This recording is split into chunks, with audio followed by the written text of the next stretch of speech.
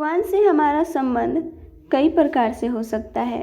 जैसे कोई निष्क्रिय अवस्था में भक्त हो सकता है, कोई सक्रिय अवस्था में भक्त हो सकता है, कोई सखा रूप में भक्त हो सकता है, कोई माता या पिता के रूप में भक्त हो सकता है, कोई दंपति प्रेमी के रूप में भक्त हो सकता है। अर्जुन का कृष्ण से संबंध सखा रूप में था।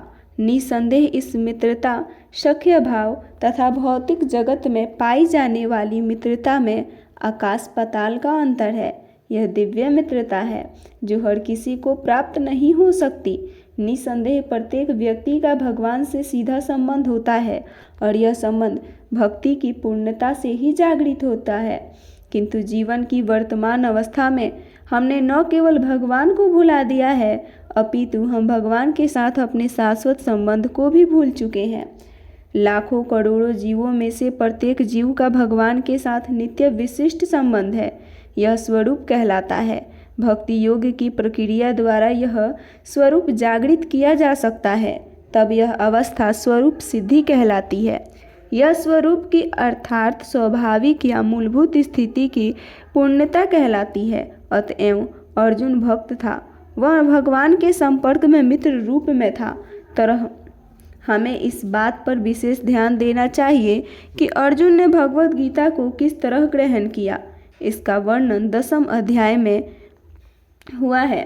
अर्जुन ने कहा, आप भगवान परम धाम पवित्रतम परम सत्य हैं। आप शाश्वत दिव्य आदि पुरुष अजन्मा तथा महानतम हैं।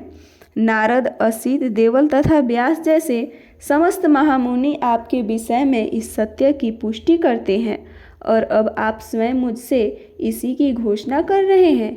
हे कृष्ण, आपने जो कुछ कहा है उसे पूर्ण रूप से मैं सत्य मानता हूँ। हे प्रभु, न तो देवता और न असुर ही आपके व्यक्तित्व को समझ सकते हैं। भगवान से भगवद गीता सुनने के बाद अर्जुन ने कृष्ण को परम ब्रह्मा स्वीकार कर लिया। प्रत्येक जीव ब्रह्मा है, लेकिन परम पुरुषोत्तम भगवान परम ब्रह्मा है। परम धाम का अर्थ है कि वे सबों के परम आश्रय या धाम है। पवित्रतम का अर्थ है कि वे शुद्ध हैं, भौतिक कलमश से बेदाग हैं। पुरुषम का अर्थ है कि वे परम भोगता हैं। शाश्वत अर्थात आदि सनातन। दिव्यम अर्थात दिव्य आदि देवम। भगवान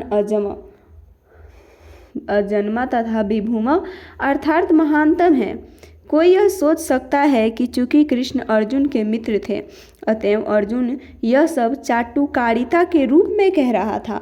लेकिन अर्जुन भगवद गीता के पाठकों के मन में से इस प्रकार के संदेह को दूर करने के लिए अगले श्लोक में इस प्रशंसा की पुष्टि करता है, जब वह यह कहता है कि कृष्ण को मैं ही भगवान नहीं मानता, अपितु नारद, असित, देवल तथा व्यास देव जैसे महापुरुष भी भगवान स्वीकार करते हैं।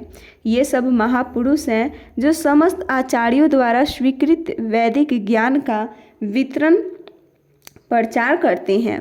अतएव अर्जुन श्री कृष्ण से कहता है कि वे जो कुछ भी कहते हैं उसे वह पूर्ण सत्य मानता है। सर्वमेतद्रितमन्य, आप जो कुछ कहते हैं उसे मैं सत्य मानता हूँ।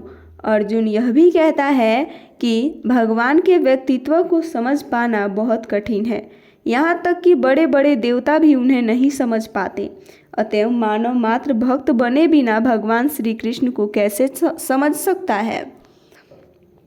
अतएव भगवद गीता को भक्ति भाव से ग्रहण करना चाहिए। किसी को यह नहीं सोचना चाहिए कि वह कृष्ण के तुल्य है, न ही यह सोचना चाहिए कि कृष्ण सामान्य पुरुष हैं या कि एक महान व्यक्तित्व हैं। भगवान श्री कृष्ण साक्षात पुरुषोत्तम भगवान हैं। अतएव भगवद गीता के कथनानुसार या भगवद गीता को समझने का प्रयत्न करने वाले अर्जुन के कथनानुसार हमें सिद्धांत रूप में कम से कम इतना तो स्वीकार कर लेना चाहिए कि श्री कृष्ण भगवान है और उसी विनीत भाव से हम भगवद गीता को समझ सकते हैं। जब तक कोई भगवद गीता का पाठ विनम्र भाव से नहीं करता है, तब तक उसे समझ पाना अत्यंत कठिन है, क्योंकि यह एक महान रहस्य है। तात्पर्य सिर्फ इतना है कि इसमें भगवान श्री कृष्ण अपने भक्तों को समझाना चाहते हैं कि यदि आप भक्ति सच्ची श्रद्धा सच्चे मन से करते हैं तो भगवान आपकी भक्ति को अवश्य स्वीकार करते हैं। किसी भी व्यक्ति को अपनी भक्ति सच्ची श्रद्धा से करनी चाहिए। भक्ति के लिए छल कपट मन में नहीं होना चाहिए, तभी वो भगवान का भक्त हो सकता है। अगर आपको मेरा ये चैनल अच्छा लगा तो कृपया सब्सक्राइब, लाइक एंड कमेंट अवश्य करें।